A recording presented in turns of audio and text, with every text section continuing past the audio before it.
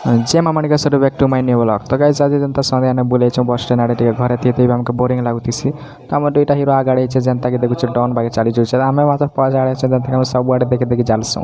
तो ये जनता राति टिकेट आईसुँ बोली माणिकेश्वरी मंदिर तो लाइटिंग टे भल दी से बाकी हो छतर जातर तो लोक मैंने भीड़ थी बजा बजुला तो भीतर के गाइस जनता नहीं जापारी आम पड़े आईसु रास्ता आड़े तो जाऊँ ना रूम आड़े टे तो बाटे ना मेडिकल स्टोर टे समय जनता खाँसी होती तो बटिका दुईटा ना बारती गाइस तापर आर काଣା तो अच्छा चिकेन दुकान के सब आज चिकेन रानबा बोलसु कब दिन नहीं खाई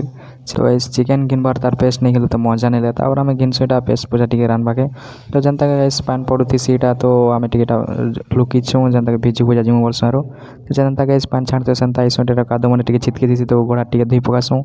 तो धुई सारा देखसुँ जो बड़ा पर दुकान थी जनता के हमारा आगे तो खाइबार खूब मन लगुथी लेकिन घर के बोल तो भात खाइम बोलसुँ तो पलैस रूम के गाइस रूम के टे मुई शुइबी बोलसी तो मन रंधा रुंधी टे करबे तो रांधि साले टे खाइबी और कईटा मानस मन के देदेवी तो गाइस वीडियो भल लगे टे लाइक टे करबो और फॉलो टे करबो गाइस एंता टे सपोर्ट करो।